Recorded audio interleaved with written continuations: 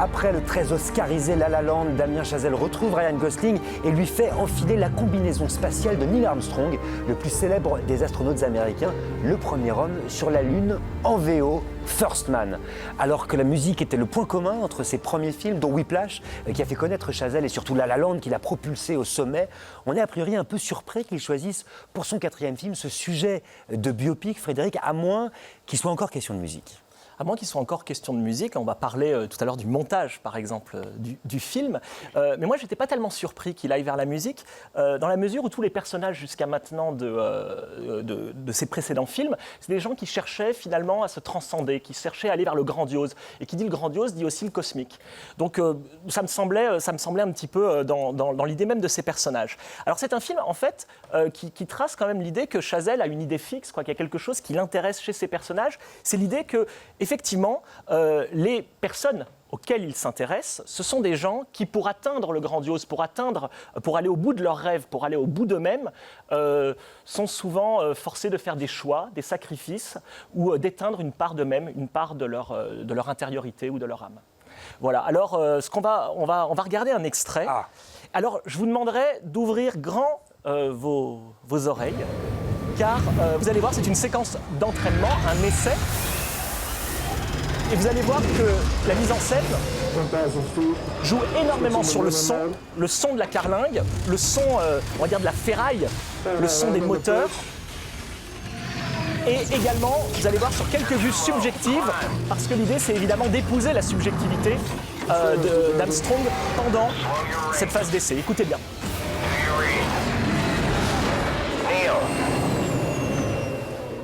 Regardez, subjectif, et là, on est avec lui, en train de éjecter. Il faut vous dire, moi je trouve que la scène, d'abord, très forte au niveau du montage sonore, de ce qui se produit, que...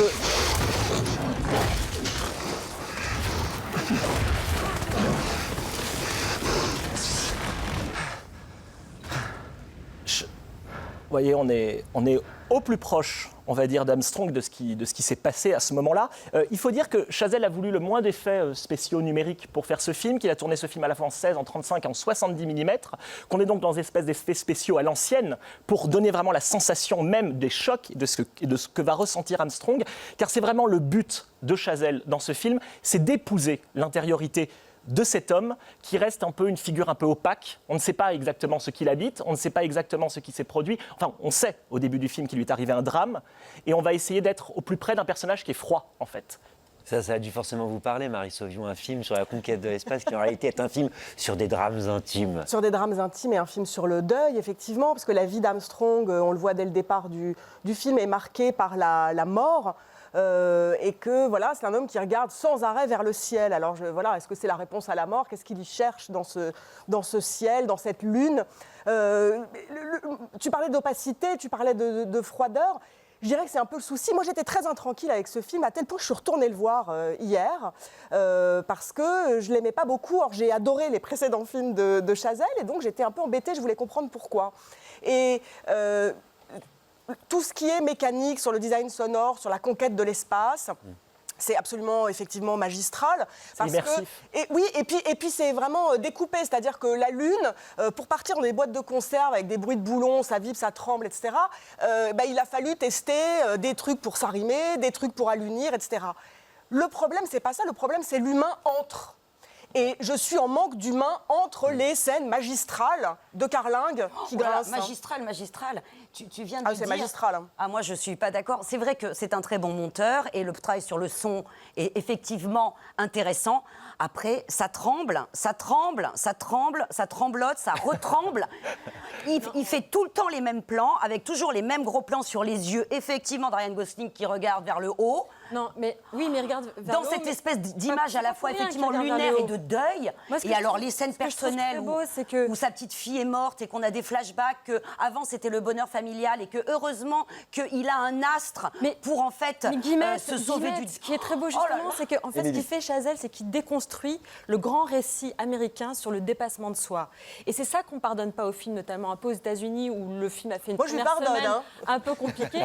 Je suis d'accord avec toi, Marie, c'est qu'en fait, on croit que c'est un film de conquête spatiale. En fait, c'est un film de fuite et c'est un film de deuil. Donc, il y a une mélancolie extrême dans ce film qui, pour moi, transpire à chaque plan, notamment à travers Ryan Gosling, dont je vais vous dire un mot, peut-être. Oui, bien sûr.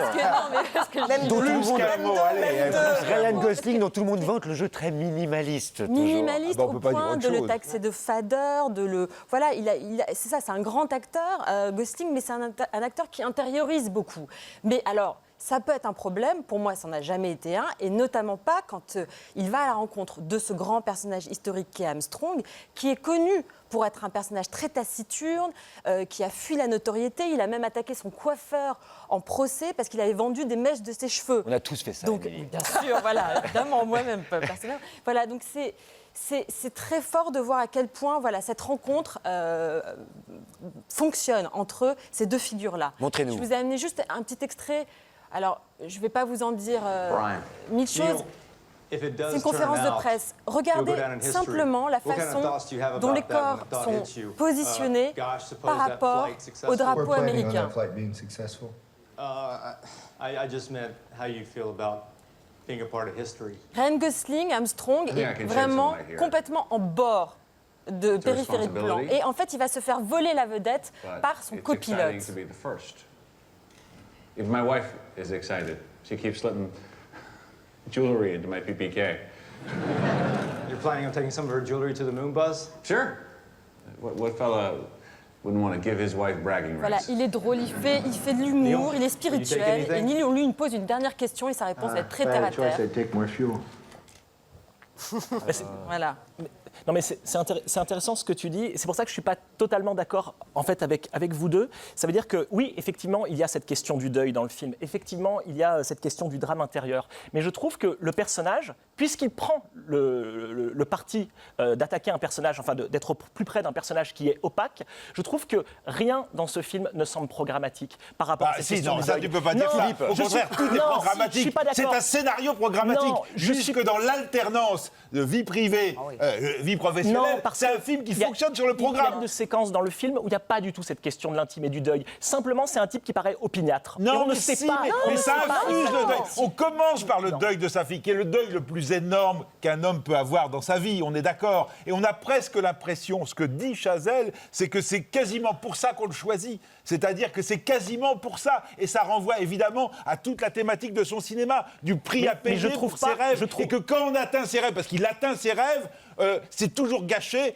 Il y a le désenchantement. Philippe, mais ça, c'est intéressant. Philippe, Laisse-moi Philippe, dire, c'est quand même ce qui est Non, mais intéressant. Laisse-moi dire dans ce les que j'aime. thèmes, c'est vrai, mais pas forcément dans l'accomplissement et dans la réalisation même du film. Il y a des tas de scènes, à un moment donné, qui échappent au programme. On ne sait pas exactement ce qu'il pense, pourquoi il fait. On sait évidemment qu'il y a l'ombre de ce deuil. On sait que le film va conduire ça. On sait ce qui se passe au bout de la mission C'est Apollo. bien le problème du film, Mais c'est-à-dire je que trouve qu'il y a des tas de scènes- c'est censé infuser. On a l'impression qu'il est en train de raconter une mission suicide et de scène en scène, ça nous réexplique à quel point vous mettez ce des mots type en fait est masochiste. sur un film qui me Et paraît coup plus de bol, opaque que ça. il va quand même mettre un pied sur la lune. C'est comme ça qu'on l'a tu trouves vécu. ça attendu, tu trouves ça prévisible. Ce film devrait finir par un happy end et c'est la fin la plus triste et émouvante du monde.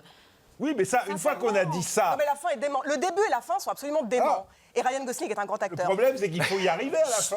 On finit sur ça. First Ryan Man, Gosling, faut y arriver le sur la premier Lune. homme sur la Lune de Damien Chazelle avec Ryan Gosling et Claire Foy. Allez-y en fusée, allez-y.